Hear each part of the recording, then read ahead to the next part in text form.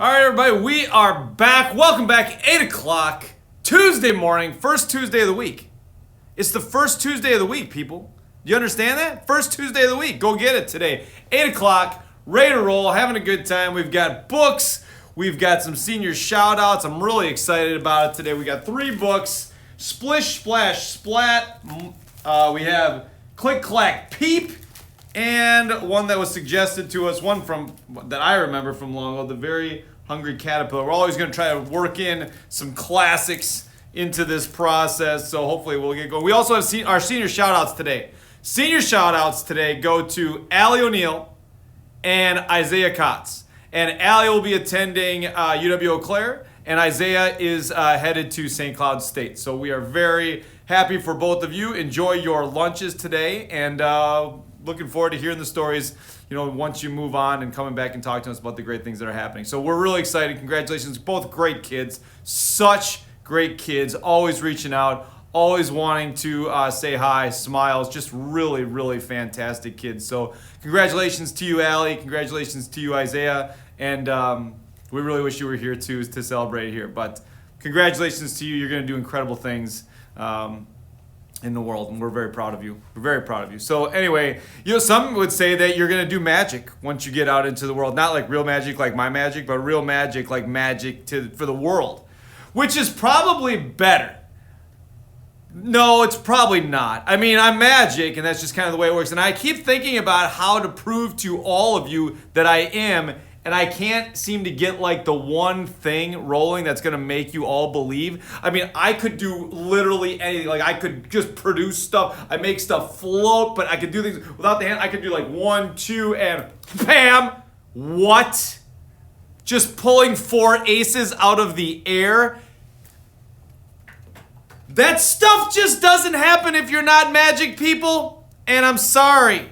I understand that you want to be magic. It's just not for everybody. And I'm sorry. I'm sorry.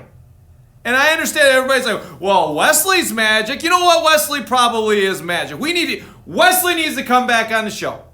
Wesley needs to be back on the show. Wesley, if you're listening, I need you, my man. I need you. We need you back on the show at some point, because my Google search history of card tricks is getting worn out.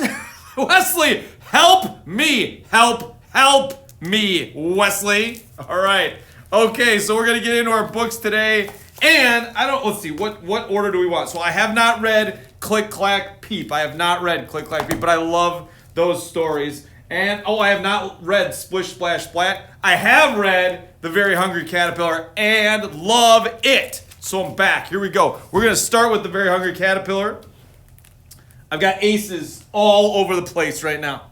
Well, actually, I only have 4. Because there's only 4. But that's all right. All right.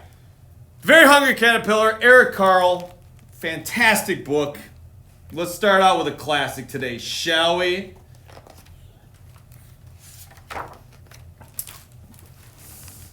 In the light of the moon, a little egg lay on a leaf. One Sunday morning, the warm sun came up, and pop! Out of the egg came a tiny and very hungry caterpillar. He started to look for some food. On Monday, he ate through 1 apple, but he was still very hungry. On Tuesday, he ate through 2 pears, but he was still hungry. On Wednesday, he ate through 3 plums, but he was still very hungry. On Thursday, he ate through 4 strawberries, but he was still hungry. On Friday, he ate through 5 oranges, but he was still hungry. On Saturday, oh my goodness, on Saturday, he ate through 1 piece of chocolate cake, one ice cream cone, one pickle, one slice of Swiss cheese, one slice of salami, one lollipop, one piece of cherry pie, one sausage, one cupcake, and one slice of watermelon. A lot of combinations of food there for the hungry caterpillar. The next day was Sunday again. The caterpillar ate through one nice green leaf, and after he felt much better. Now he wasn't hungry anymore. He wasn't a little caterpillar anymore.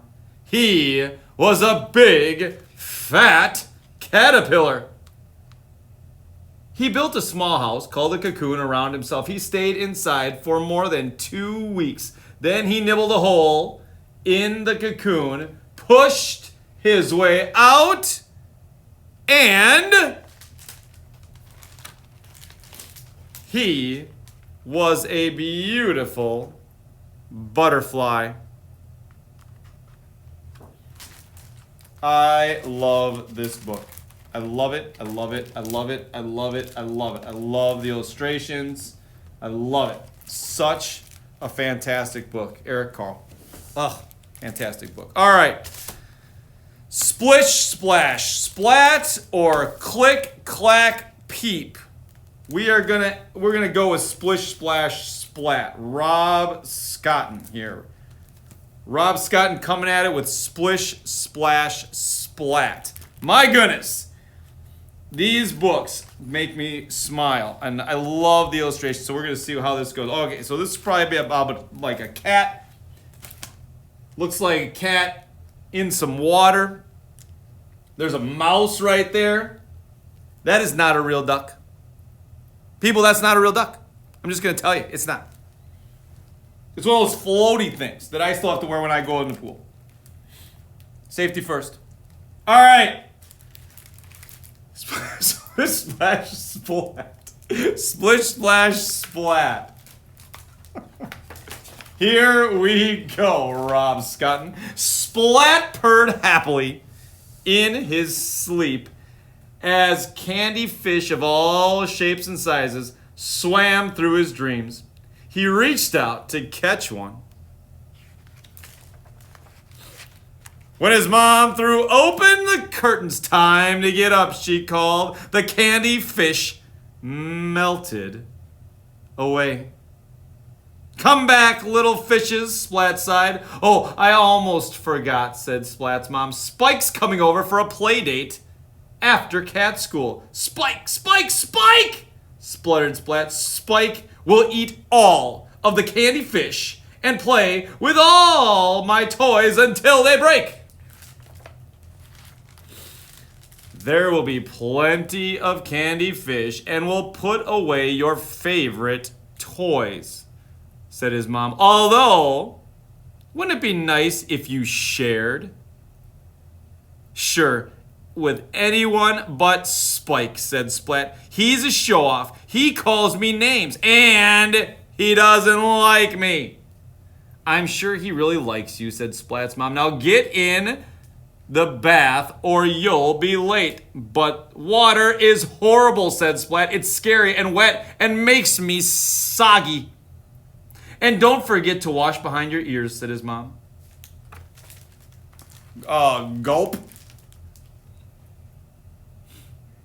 This is not going to be a good day, Splat said at his breakfast. Seymour shook his head. Not a good day at all, said Splat on his way to school. Seymour shook his head.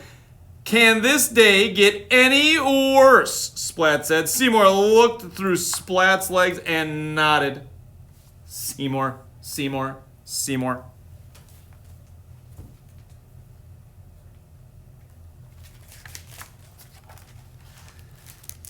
Hey, hi, Splatty! Last one to school's a loser, said Spike with a grin. Spike sped through the puddle with a splash and was gone. What a show-off, said Splat. This is definitely going to be the worst day ever. In class, Mrs. Wimpy Dimple made an announcement. Today, class, we're going to learn how to swim. The class fell silent. Almost.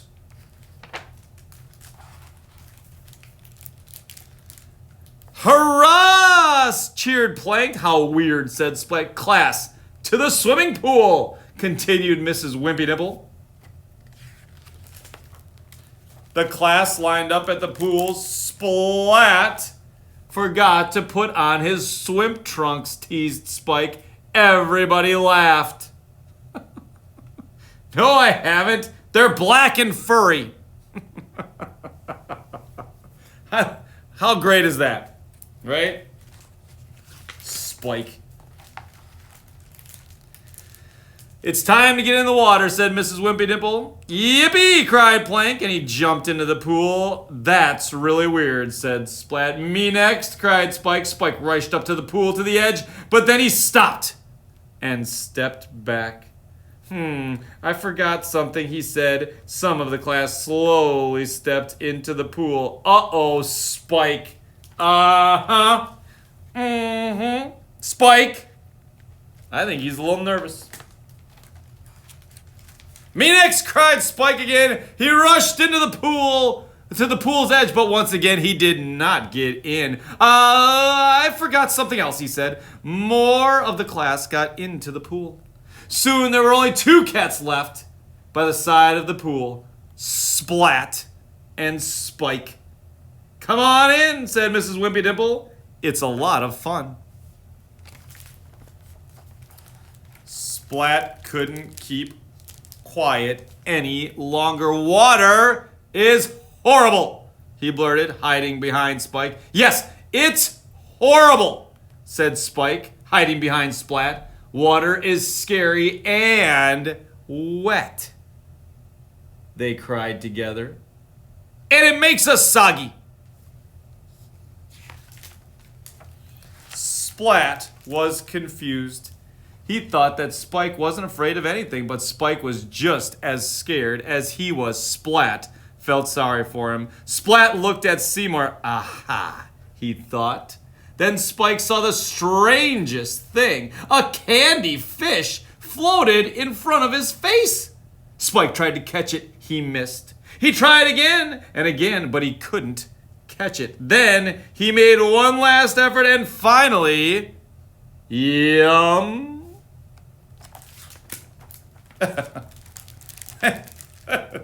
Then Spike realized he was standing in the swimming pool. How did that happen? It doesn't feel horrible or scary or too wet, thought Spike. Hey, Splatty! Last one to the other side is a loser. If Spike can do it, then I can, thought Splat. He took a deep breath and jumped. It tickles, said Splat. Water's not horrible at all. Splat called to Spike. Last